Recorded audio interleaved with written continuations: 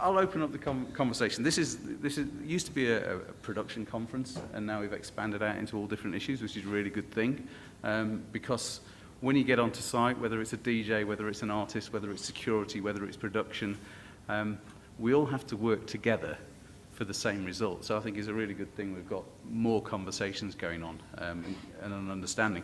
But from a production point of view, there's a two-sided question I have here. What issues do production cause for security and crowd management, and what issues do security tend to cause for production? Is there ever any friction between the two departments? I wouldn't. Is it on?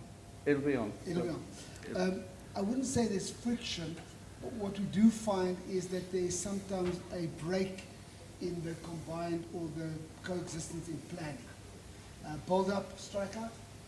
Our highest area of risk from a security point of view and from a production point of view, we would find that we have to fight the events organizer on budget so that we can protect not only the production but also the staff.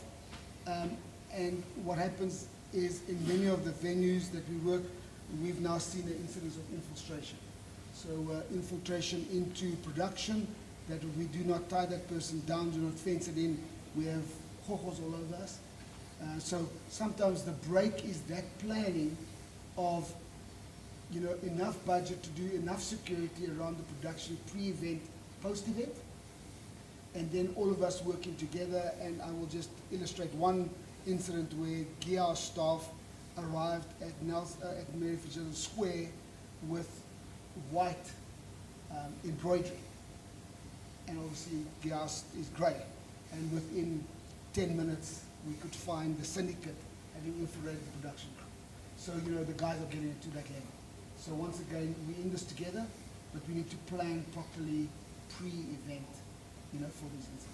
So you're getting people backstage that shouldn't be backstage, and it's getting more sophisticated. What was their motivation for being there? Theft. Just theft, because obviously theft is one thing, but Yeah. there are higher risk, terrible things that can happen with infiltrators. So Willem, is it similar in Europe? Has the market, has the understanding matured more in your territory? Yeah, I think that's a logic in common. Sometimes we say in Holland, we always have two discussions. All things in production can be clear and be good and be ready and be totally okay. But you always have complaints about catering, which is about food, and complaints about security, because that's logic. You will always complain about security, because in the end, when nothing happened, why did we have so many people? In the end, when something happened, hey, why did they do this so harsh or things like that? So that's funny, and we always discuss. But the great thing about discussions is that you make choices, and then you say, by having good security, which is helping me as a production manager, I get some easy, good sight without problems, with a lot of things working the right way and no disturbances, which is really helping me. On the other side, looking, it's still a budget thing. In our country, people cost a lot of money. I hope for you, they cost a lot of money too, but every personnel is still an amount of one person times so many hours is so much money. So we always talk about how can we reduce on things. And that's a bit stupid thing again. It's the same as if you reduce on sound, you don't hear yourself. If you reduce on security, you will have some disturbances and things going wrong. But what's the right solution? Well, a good security company can help you on find the right solution, the right amount of people for, well, a good job. We're talking about security here, but you know, for the last 20 years maybe, a wise person realised that in the UK especially, it wasn't all about security. And I see, personally, I see security as the line you put in to stop the infiltrators coming in. The people who shouldn't be there are not allowed in. That's security. But once everybody's inside the event, then it turns into a slightly different discipline. And is there an understanding of the difference between security and guarding a place and crowd safety management, which is once people are in there, they can get in safely, they can move around safely and confidently, and they can leave safely and go home safely. Is there an understanding of the difference now? Is that? Well, it's developed quite a lot for us. You would appreciate in South Africa, there is now event security qualification. A security officer cannot work at an event without a grade C special event qualification. And you will find that many of the events, CIRA is now inspecting F&B last night, and we're having an inspector on Monday evening at UB40, where the CIRA inspectors will arrive and make sure that the person there is an event security officer. Because all of a sudden now, the expectation of people movement, crowd movement, evacuation is far more important than just protecting the gate or stopping people coming in. So that event security thing is crucial. It is frustrating in our industry that there are still people using normal guards to do an event, but we will fight that fight as we go along. But the event security qualification is crucial for the events organizer, because that will bring a different qualification and a different expertise, for lack of a better word, for that security officer. There is bigger responsibilities on people flow, crowd management, knowing the layout of the venue, than just a basic security officer standing at the door and stopping vehicles. So it has changed for us, and CIRA is thankfully helping driving those standards for us in the industry. So who wrote that qualification? So any security officer starts with a grade E qualification, okay. EDC. On a C, gets a special day, special events qualification. So it's grade C, special events. It comes on your card, it comes on your certificate, and only those people supposedly should officiate at events. Written by the industry? Was it written by security companies in the industry? And that's all part of the 2010 skills transfer that's now become entrenched in our Sports Act. You have to have it. Wow, because that, I remember before the Sports Act they were looking at developing qualifications, because in the UK you have to be licensed to be a security guard, but it's a license that's really designed for security guards. It's not designed for crowd management. So you have to do a qualification that's not relevant to your job to be able to do your job, and then any extra training is obviously extra money for the company that's hiring you. So Willem, what's the landscape like? Exactly the same. That's a great thing again, maybe. We had all those normal security guards trying to do the event thing, and we knew that there should be knowledge, there should be some development in that, and we created ourselves the event security officer, especially the same thing, the same name, which is licensed, which is certified, which is totally in the whole system accepted as being the guys and girls doing the job on the event. And yes, the others are also still allowed, but everyone accepts the idea that working on an event is something special. I would like to add, well, it's not only working at the door, it's not only stopping people, it's not only being the harsh, big or very clever guys throwing you out. No, it's about being, you are a guest when you arrive at the site, and I, as a being there, when I'm into security, being there, part of the organizer wants me to be kind, wants me to be friendly, wants me to give advice if people are looking for the loo or whatever. And yes, if they are not behaving too well or a little bit drunk, maybe the organizer asks me, hey, I don't have time, can you please remove them from the site? So it's working for the audience which is there. It's not stopping them, it's working for them. And that's, event security officers are really, well, part of the events, being specially trained. They know how to behave as a human person between a group of human other persons and try to make that work. I just want to say that the expectation is now driven into a policing function. So at the moment, event security officer without badge, 5,000 rand fine. And the maximum unregistered event security officer on site, 15,000 rand fine to the employee. So the CIRA is now driving the standards linked to a bit of a policing thing, and they have now arrived at quite a few events that we looked at. So has that had the positive effect of driving standards up? Have you seen that happen? The only negativity, it's driven a bit of expectation in our industry of labor brokers. So we'll have to we'll have to deal with that as we go along. Because all of a sudden guys are sitting with massive bulk of staffing, and they now become labor brokers. And so we will have to now just overcome that again by fighting that procedure, by saying that person must be registered under the public liability of the contracted security company. He can't be a third party, coming off the street. So it's stuff that will, we're a bit behind Europe, but it's getting there, and we're driving the standards. You're ahead of the UK. We're never ready, because we have personnel, and personnel you will have to find them, and we have a lot of events. And the special thing about events is you never need them, and suddenly on a Saturday, a stupid time during the evening and night again, you need 80 or 100 people.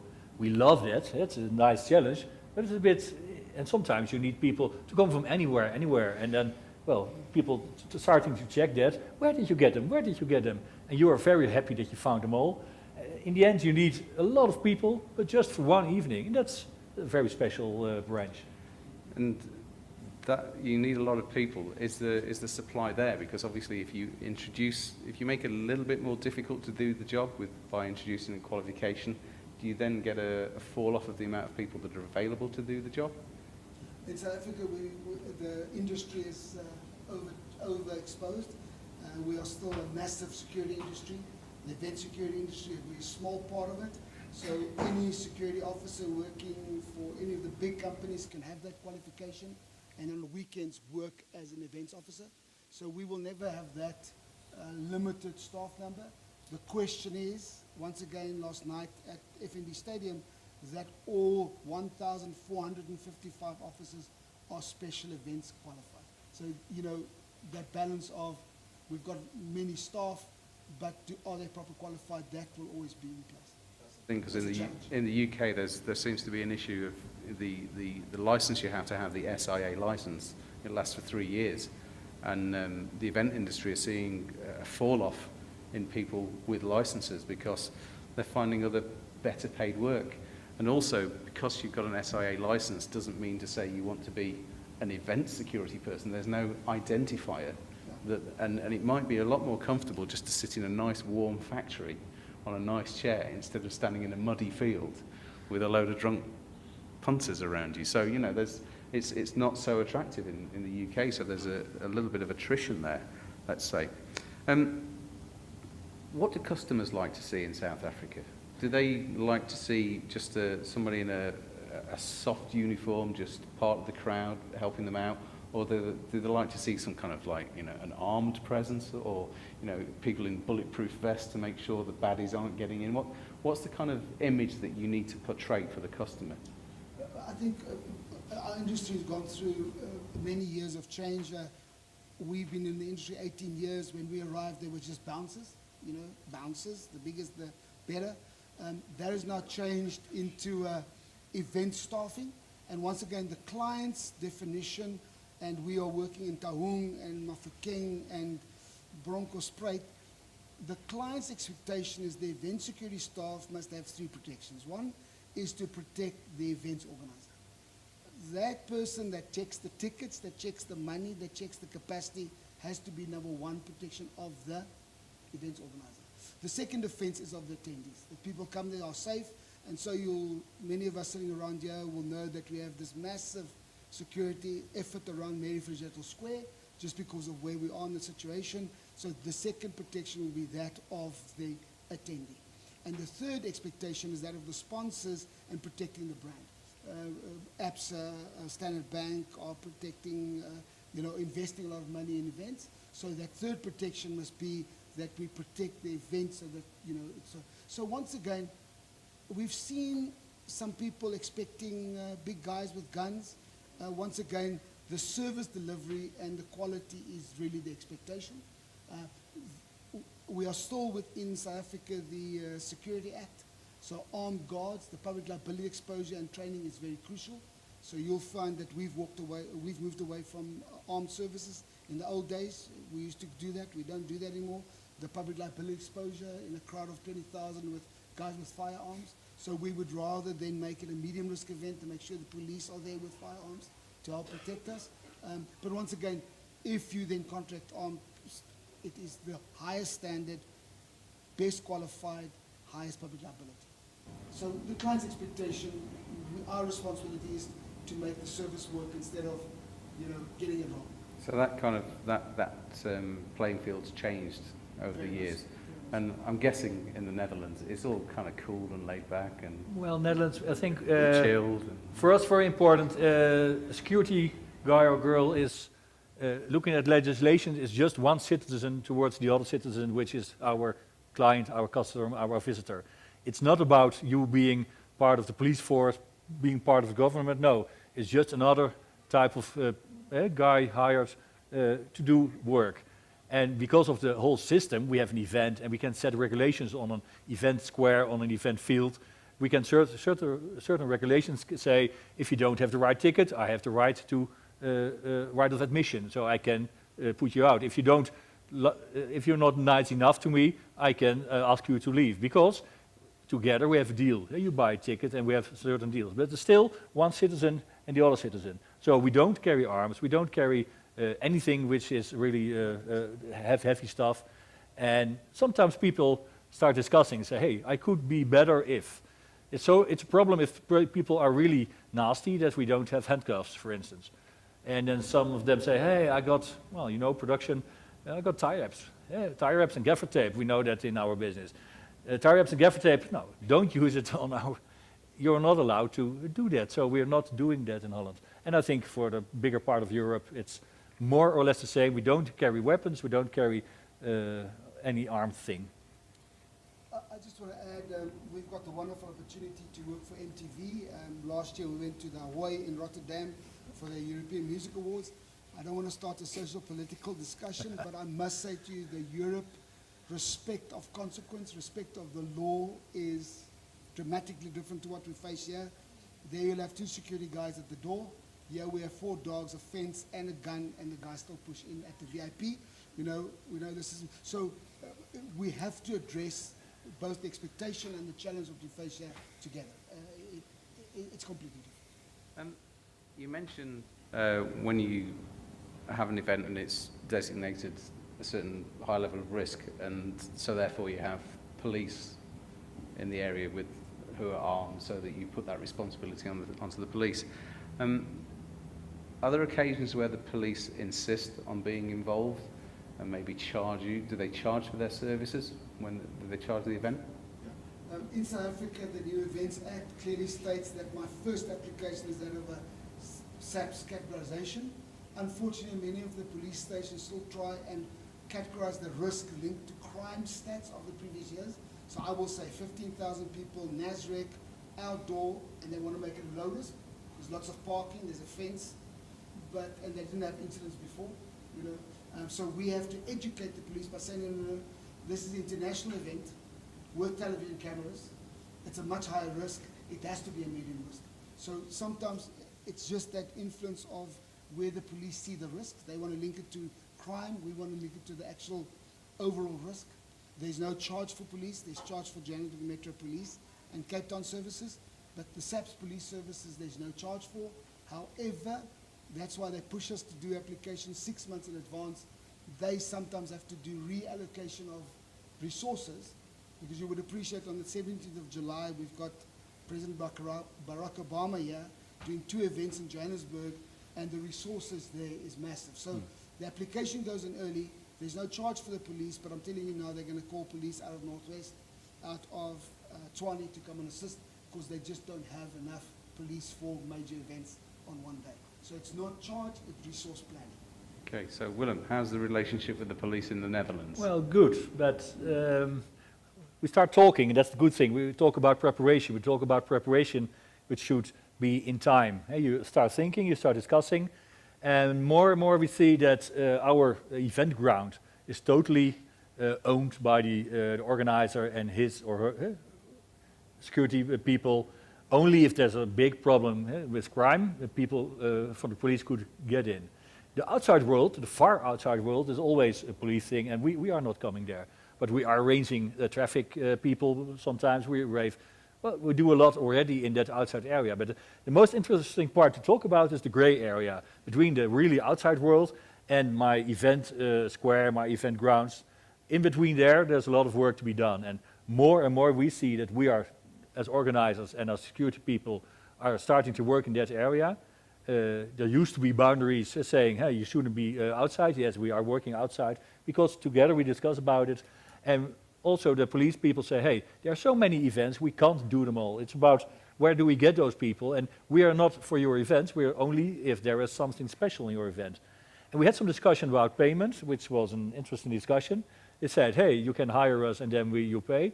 But at the moment I said, next Saturday I need 2 motorbikes because I'd like to drive through the countryside with 2 motorbikes in front of me. They said, hey, that's not going to happen. It was a nice discussion, but when you say, hey, can you hire the police? No, you can never hire the police. And we were quite clear on that, and they were quite clear on that.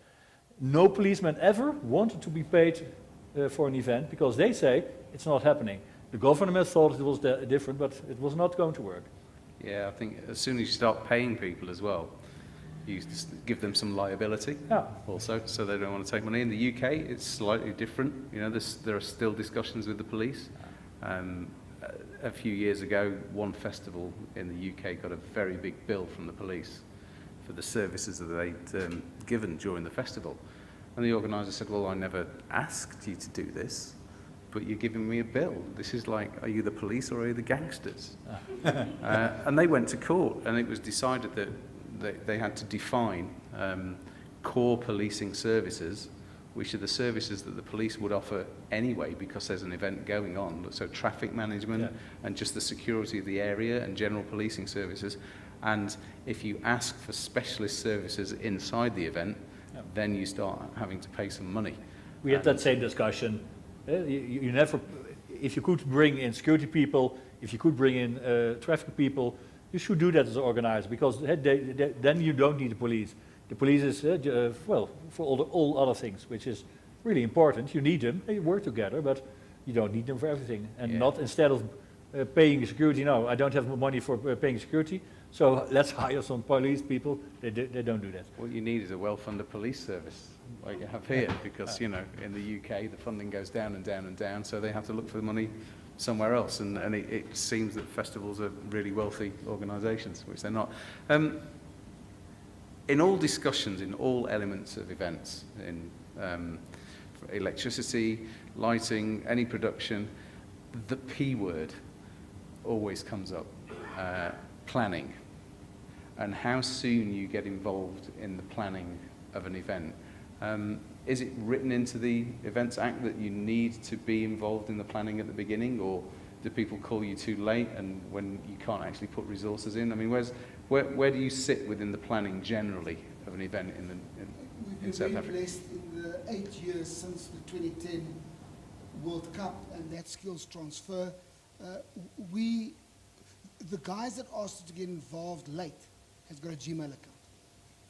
Any reputable events organizer, production house, production company are very clear on the expectations. So from the application to the police, so we seldom have lateness anymore. The guys know now, and the cities have started supporting themselves by rejecting applications. The police are rejecting applications that are late. So, you know, the policing side, or let's call it the legal side, protects all of us. And I must say, we very seldom get late requests. People understand that there's a process, and if you miss the process, you're not getting the best service from the city or the police. So that is reduced to 3 or 4 incidents a year, and as I say, those are young, upstart companies that don't understand, and that's our responsibility to educate, to say, no, guys, it's a wonderful event, it's a wonderful concept, but these are the processes, which is from 6 to 3 months to 2 months out from the event. So we have seen a massive change, far more education. Well, we still have a problem. We got a big problem on that because we got really a lot of companies, and in the end we don't have enough staff, enough security people, and security people can work for several companies now and then. The good organizers, they know about planning. They start in advance and they talk to one company because they know each other already, and more or less it's about 80 people, 60 people, 4 people, whatever, and they set a certain date and a certain schedule, and you will know it will be more or less like that.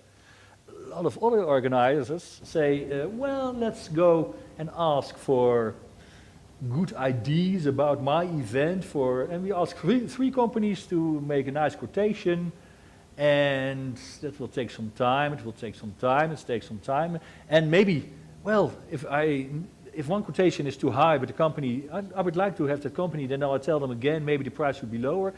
They start, well, negotiating about things you shouldn't negotiate about. And in the end, there will be that little company saying, hey, I didn't have to work yet, and I'm cheap. And maybe 1 week before, suddenly, that cheap company says, I'm doing the gig. But then he needs Instead of the 4 people he has, he needs 20 people, and he doesn't know where to get them, and suddenly the event is not going like it should go. It's really happening every day in Holland. So the good organizers do the good thing and the good planning, but we got so many things which are really rotten at last notice and not working. I always think it's the good organisers make it look too easy, so other people think they'll have a go. And It's part of your risk. If you hire good security in time, you will have a better event. If you keep on working on the budget and in the end make a decision which might be a wrong decision or a late decision, you are creating your own risk, and it may be a bigger risk. okay. I guess with security we have to cover the subject of terrorism, and have terrorist events globally changed your operations, changed the event organisers' outlook, changed their demands on you?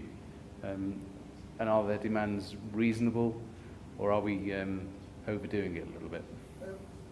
I think South Africa is very blessed that we have not been exposed to the level of terrorism threat like we've seen in Europe. We just travelled in the UK again now, a little while ago. The level of threat there is now real, it is constant. For 6,500 people at the Hawaii, they put down 4.5 kilometers of cement barriers. It was just after the French attack. And it cost the client probably 1.2 million rand just to put that cement barrier around it. It hasn't touched us yet. We've had 1 or 2 little, threats on social media, whatever. The South African police counterintelligence are very strong and very fast on it. We give it to them. So at the moment, the terrorist threat against our general events is very low. Yes, we work for the Jewish Board of Trustees. Yes, we work for JP Morgan Bank. And often that expectation is that from the American office, the British office, to say, we've had this direct threat. But once again, within the common sense of the police services and the risk associated with that event, we then live with that medium or low risk eventing or high risk eventing. But as I say to you now, as a norm, the terrorism threat here is very low and not, it doesn't freeze us. Okay, do you have kind of American artists coming in, making more demands than local? Yeah, and it's so funny, we've just had some international artists. So we start with 4 armored vehicles, and then we settle for a limo, black tinted windows, and a Vita. So, it's just that we have to push back the reality to say, guys, you're not coming to Beirut, you're coming to Johannesburg. We don't have lions here, and they're not going to be hijacked with any robot. This is the harsh reality, and we just have to manage it towards, the reality of the situation. Willem, from a European perspective, Yeah, it's really interesting. The thing is happening that I'm from Holland, which is a very small country. It's about 400 kilometers by 200 kilometers. And next to it is Belgium, and there have been some attacks there. Next to that is France. And between me and France is 500 kilometers, and France is totally in stress. Belgium is more or less in stress, and Holland we say, hey, okay. No, we don't say, hey, okay. We see it's happening. And what is happening is that there could be a threat, which is talking about risks again. The problem with looking at risk, sometimes you say the risk is okay because things can happen, and if it happens, it's more or less controlled. The problem with terrorism, if the risk is happening, there are too many people saying, couldn't we have done something about it? Instead of just saying, okay, it's happening and we work from there, people say, you should be able to prevent this. And they talk to security guys, can you prevent this event from being attacked? And then some people say, hey, oh yeah, in Germany they use the car, so let's hire a lot of those concrete things, heavy stuff, replace this heavy stuff, and there won't be a car coming in. But then again, if there comes a drone or there's always a way of entering the venue or attacking the venue in another way than the day before. So talking about risk, we can't say there's no risk, we can't take out a risk, we're working on that. We do certain nice things. We have some kind of roadblocks which are more or less controllable, and if you really need them, okay, then we can use it and it can be lowered, it can go up. It's become part of the event industry. We have rental of those nice roadblocks now, so we make business out of that. We got some nice other solutions. Looking into the major concerts, where a lot of people are entering the venue, We started by checking them better and saying, hey, I want to see that bag you were wearing, I want to see everything. Those queues were that long that we found a new risk because all the people on the street were waiting because our checks were taking too long and there were many, many, many people on the street which could be attacked. And So we got new attacker doesn't even regulations. need a ticket. Sorry? If they're on the street, the attacker doesn't even need a ticket to get in. Exactly. It becomes that simple. So now we change things, and that's, well, I don't know if it's the best thing, but instead of you bringing the big bag, we tell you not to bring a bag, or just to bring a very small bag, so we can speed up on the entrances, and everyone can enter the premises in a quick way. That's a new thing we did half a year ago with all promoters, basically, starting from what you're constantly saying, this is the new regulation, don't bring bags anymore. People might not like it, true, but they will learn, and if it's a one-day event, you don't have to carry much. But when we have a 3-day campsite event with a lot of things, okay, things are happening, and more people say, maybe we've got some lunch and stuff, like on the airport, or we should do some extra check, or let it happen, guys. This risk is, and that's difficult to say, but I'm going to say it, this risk is really not a big risk looking at events. It can happen, it will happen. These days, we also in Holland, we say there will be an attack. But then again, there are so many other reasons you can die at events, and those are higher risk than this. So let's be aware of things, and if we know things are going to happen, we will act. If we fear certain things, we can act, talk about it, and, well.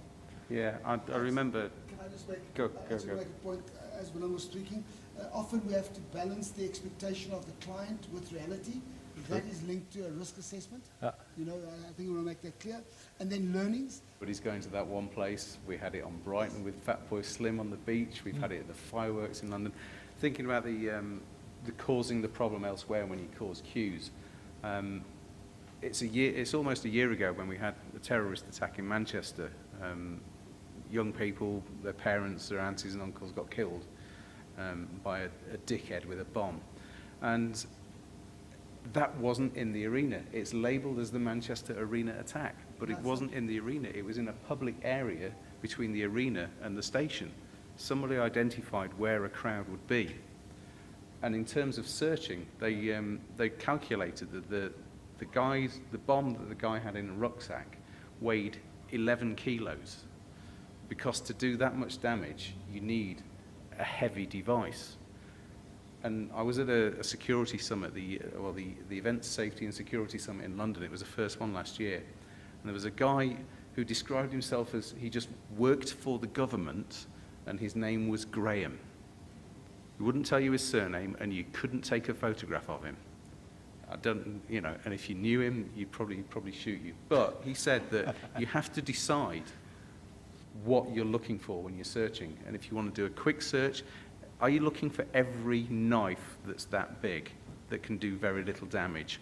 Or are you looking for a gun that's that big that can do a lot of damage? Are you just holding the bag and thinking, that's heavy, I'm going to have a look in there?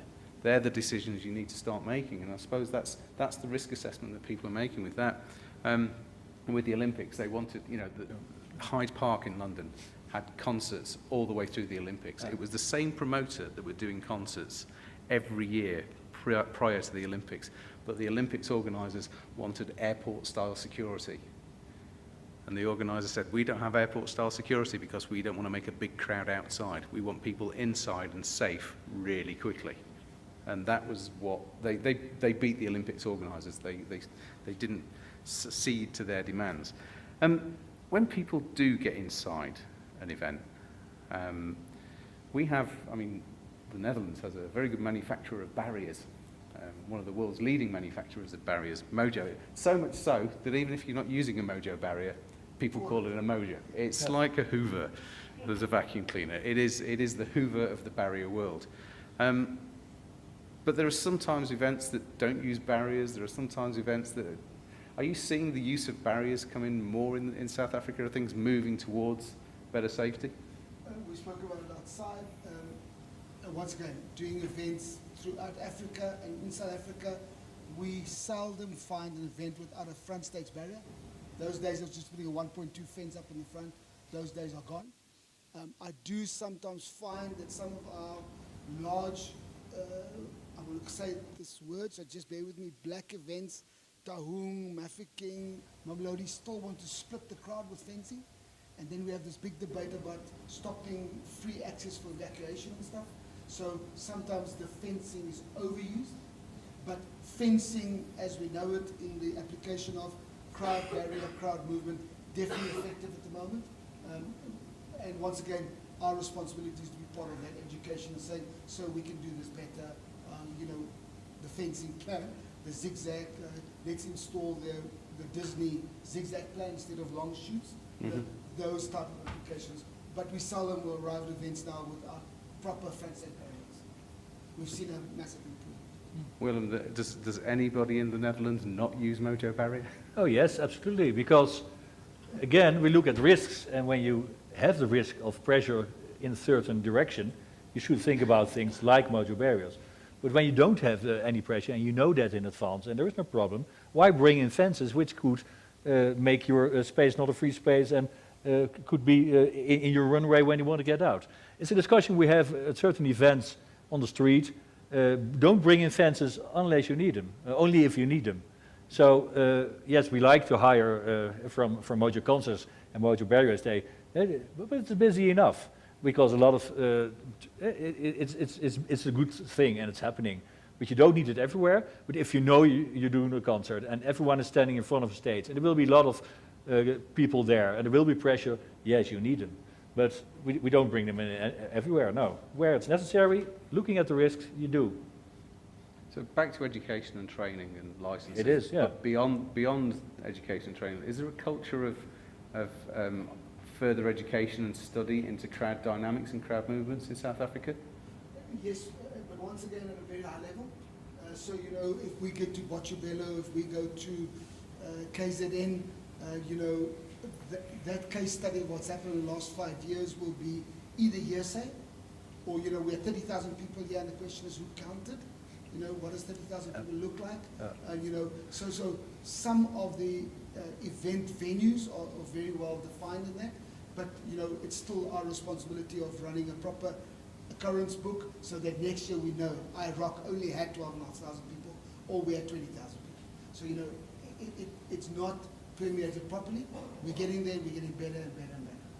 So, Willem, what does 30,000 people look like? Big discussions on the numbers of people attending events. And if you're selling tickets, that's not a problem, because then you know what you're doing.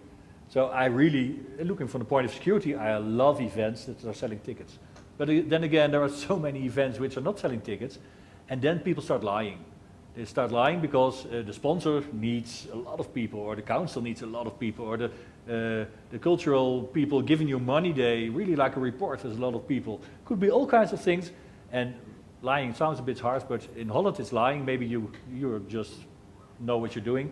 In our country, a lot of people are lying about the number of people attending, which is wrong, which is really wrong, because you should be aware of what is happening, you should be counting people more or less, you should be aware about how do they get out, if they need to get out, why lie about the number of people, just make it a thing happening that we are knowing what we're doing instead of, well, boasting about things we're doing. Yeah, you can tell in the UK when a large event isn't selling well, because they call me and put me on the guest list, you know, an uncool, fat 50-year-old bloke on the guest list. I know it's not selling well. Technology.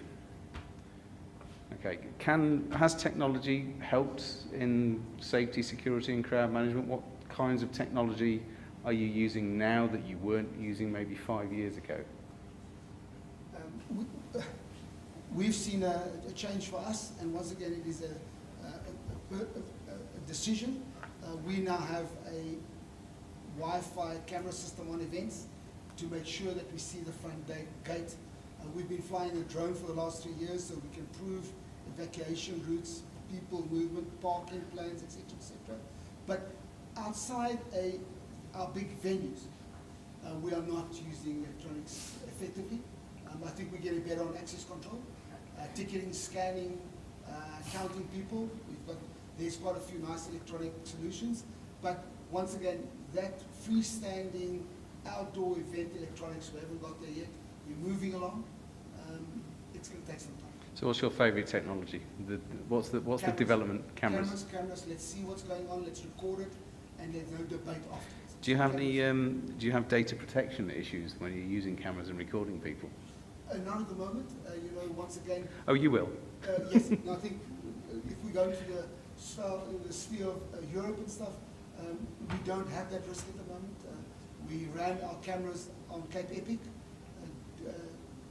Deodata gave us URI. You know, we were fine. But if I fly and I'm doing that stuff in Iran where we are now, we don't have that risk yet. Not yet. Willem, technology.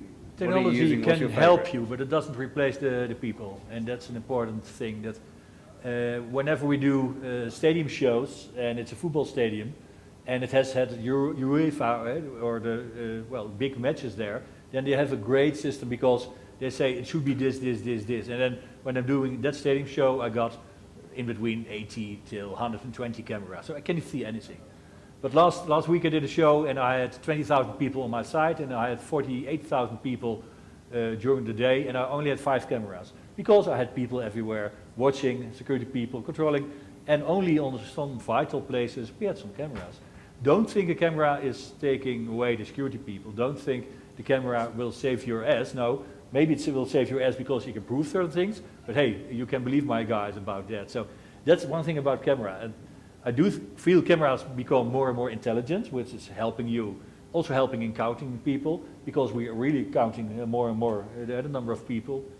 One special thing that developed in Holland last year is that they can calculate all people on a certain spot with a certain amount, coming from somewhere and going somewhere without knowing who the person is. So they look into your phone, and it's one of those brands saying, hey, we know, and we can see any event, not happening but afterwards, we can see any event and saying, hey, on that weekend, compared to the weekend before, there were 200,000 people extra coming from there. So it's talking about large numbers, but because those, Vodafone we call, hey, you might know them, the Vodafone people, they are counting, they see us, they know what we're doing, they know you, they will follow you, and by counting, they can tell us what happened. And we use that for events. Switch off your data. Yeah. Don't have data on all the time. Big Brother is watching you all the time, and we're using that in a nice way, without getting into your personal life. I don't see when you are meeting 1 or 2 people, but I do see when you're meeting 500 people instead of, hey, last week you didn't, things like that. And I don't know who you are, but I know you as 500 people. There is also... So we moved the Stanford Jazz into the Stanford Convention Center. There is a capacity limitation on the building and on the different venues. The city of Johannesburg wants to have electronic count. They do not want to have a manual count because we may make mistakes. An 18,000 rand solution, camera, over the entrance door and exit door gives you a 98% accuracy of head counts of people walking in and out, 18,000 rand. So, you know, 5 years ago that was 100,000 rand. Now those cameras cost 9,500 rand each with a little reader, and you can count everybody entering and exiting electronically. We use that electronic counting system on Ultra at one of the stages in Johannesburg, so it's getting better, it's getting cheaper. The application, we need to find them and implement. I guess it's what was said before. Somebody wise, somebody very wise stood on this stage and said before, it's the technology, it's the knowledge, it's the training that leads to the people doing the job correctly. We've seen a big change at CIRA. So they are now treating the event security companies the same as a security company. So a guy, Springbok Fidelity, 60,000 guards. Val Bartman is responsible for those 60,000 employees through their CIRA certificate, pay as you earn, workman's compensation, etc., etc. The event security industry, us, has been separated from that. We take, I always laugh, the cream of the crop. We're all in the same basket. So we try and get people, we contract people. And 3 things have happened very excitingly. 1, if a person works for year 2 events, he has to be registered under my public liability, number 1. Number 2, I must ensure his CIRA current status. So I must go to CIRA, check that he's currently paid up as a CIRA guard, okay, so that if they catch him on site or something happens, that we, as the contractor or employer, are responsible. And then thirdly, our public liability must now be I don't want to say seeded, exposed to CIRA, so that my 400 guards that are working at your event is my responsibility, my public liability, and I stand for them. So we were always outside that scope. And that has happened in the last 6 months.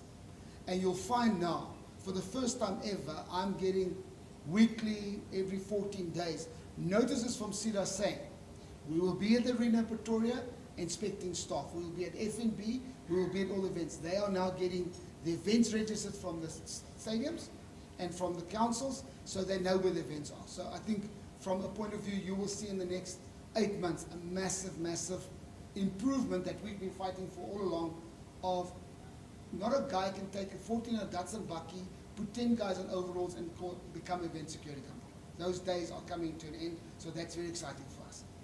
The second thing is, yes, we are sharing. Just come back from Nigeria, don't laugh at me. They've overcome their ticketing problem by now printing on the ticket the barcode on a sticker. They don't print the in bulk 20,000. They print the barcode on a sticker that goes onto the ticket.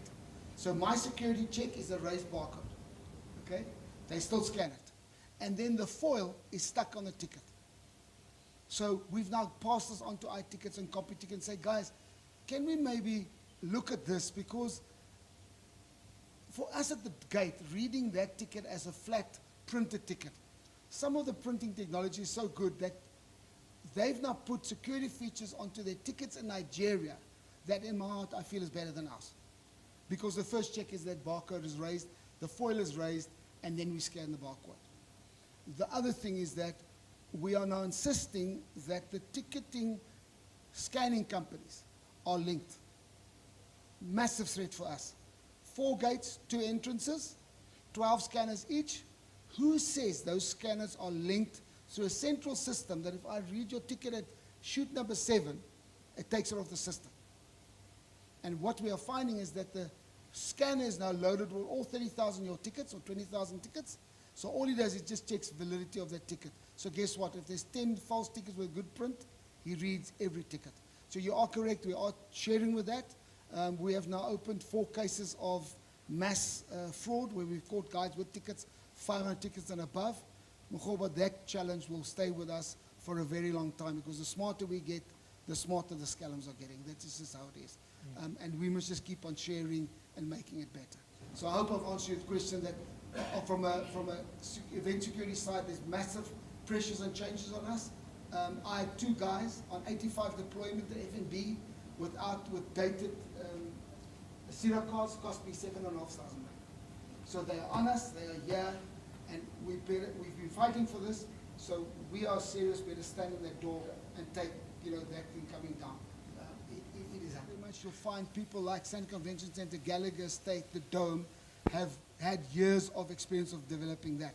And you'll find that that venue has now got a grading certificate as per the intention of the Act. And so Gallagher's got a medium risk event. It is still the health and safety officer of Gallagher's responsibility to make sure if stages are built that obstructs events, that goes to JOC. You'll find Shine Studios, you'll find Turbine Hall. Turbine Hall just made a principled decision that every event will go to JOC for compliant checking. They just made that decision. And, so if there's a temporary structure, you must get that permission. If it is a theater, I'm talking about the Johannesburg Theater, I think that you should contract or employ a safety officer to make sure that you are continuously in compliance. Because the problem is, things change. I'm talking about a silly thing like the deterioration of fire retardancy on your draping. Your safety guy is going to say, listen guys, it's 3 months, let's treat it again. Or when last did we treat it, where's that certificate or whatever. Because unfortunately, we spoke about it outside, our industry is governed by mistakes. As soon as there's a fire, then we all set up and say, ooh, wachabiki. If there's a disaster, oh shit, we should have. Excuse my French. I'm saying to you that it's a healthy principle to employ or contract a fire consultant, a safety person to come and do those audits if you don't want to employ a full-time person, if your budget doesn't allow. It just makes sure that you are compliant. So on the one side, it makes you sleep better, But on the other side, we meet our moral obligation to say, if people come in there, your venue is safe and your procedures are safe. And often your security company, I see it now at the Arena in Cape and Pretoria, Bidvest, Coin have got those facilities. They've got safety officers. So you can say to them, guys, can you do me a safety audit every 3 months? I think it's a good principle to do. The Events Act, that Sasria Act says, the SAPS risk rating, where we start all of this, will appoint a safety officer. Now, 24 ladies drinking tea in the Moth Hall in Randburg for bingo will have a complete different risk than the FNB incident that we faced. So that safety officer has to do that risk for you. That riskman says, I've considered the attendees, the event, the venue, and then any external factors, weather, the threat. So Aubrey, that responsibility is that safety officer's responsibility. Now, a guy in Taung, no, I'm going to take 60s, I'm going to take that party. 60s developed from a 10,000 people bash to a 22,000, probably the highest event in Mafeking, sponsored by MTN. But all of a sudden the expectation came from the sponsor to say, where's your risk rating? Where's your risk assessment? What are your safety? And you remember, if you've gone there, that all of a sudden a secondary fencing line appeared in the middle of the car park where we did ticket checks and whatever. That came out of the risk assessment.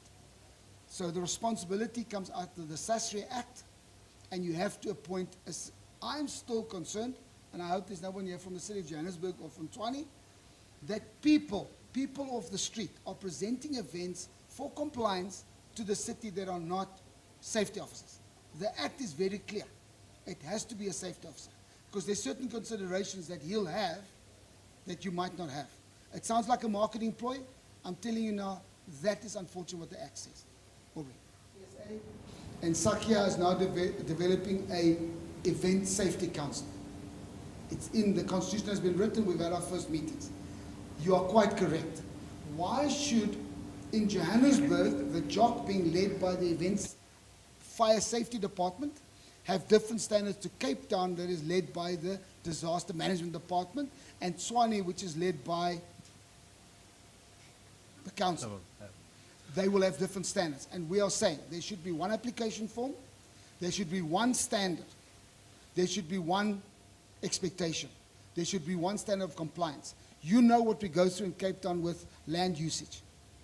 Where in Johannesburg, every fourth event, we might have to do a temporary application because we're in a car park or we're on top of a roof of a building. So we are fighting those consequence standards, but it's going to take us some time, because you have to now fight 10 guys that are sitting on their own little kingdoms. It's an ongoing thing. But within Sakya, there is an event safety council being formed as we speak to go and fight those things with the councils. My best advice is go to the City of Johannesburg Joint Operations Committee, Sean Harrison, Tshwane, and ask them for a suggestion of service providers. What's nice about them, they're balanced, they are not involved, so they'll give you the 5 or 6 event security companies that present weekly, monthly, daily, and they've had fantastic experiences with. I hear precisely say you will have the same challenge about JOC expectation, because you can't go and close roads anymore, put up marquees anymore, or put a coffee machine outside Neighbourhood's Good Market anymore.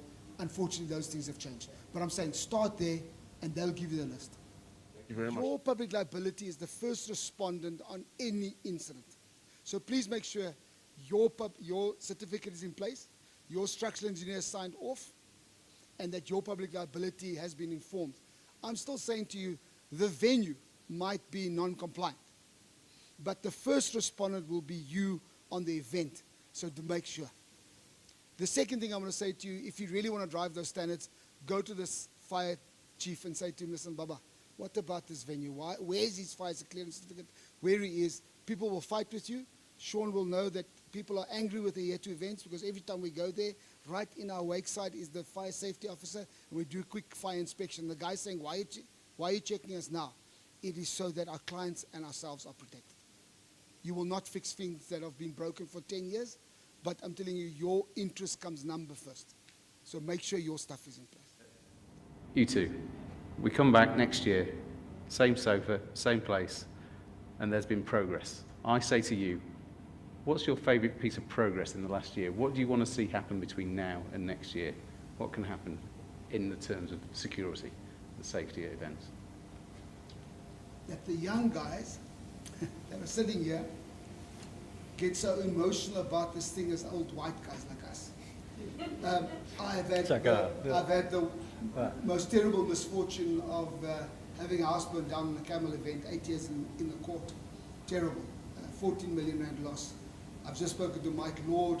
For 5 years he defended himself on a young girl who was killed at the Cape Town Stadium. And people think, why he gets so emotional? The consequence of our mistakes are dire. And I love young black guys taking up this thing and saying, it's not about the bashes and not about the parties, but our moral obligation is as big as our financial obligation. And for me, that would just be a mind blow. I can retire. Willem, what progress do you want to see in the next year? We got two things. People have started to discover that it's great to be a security officer. So it's easy maybe to join a company, to become part of it, and to look to your own world, because you were looking for your own people. Well, there are your own people, and maybe they should apply to become a security officer instead of waiting for those big harsh guys. No, it's your people that are going to protect your audience, and you can work on that if you think that security is okay, and the security is okay to work in. The other thing is that what we're doing in Holland now, and that's also a nice thing, looking from the idea of education, is that we try to see that it's not only one level of security people, but some of them really can grow into security. And when you are working a certain amount of time, you should grow, and then we give you extra knowledge, and we teach you extra, and we're developing things like that. And I think for everyone who's thinking about, let's say, a career or just a nice thing to earn your money, consider event security, because it has a future.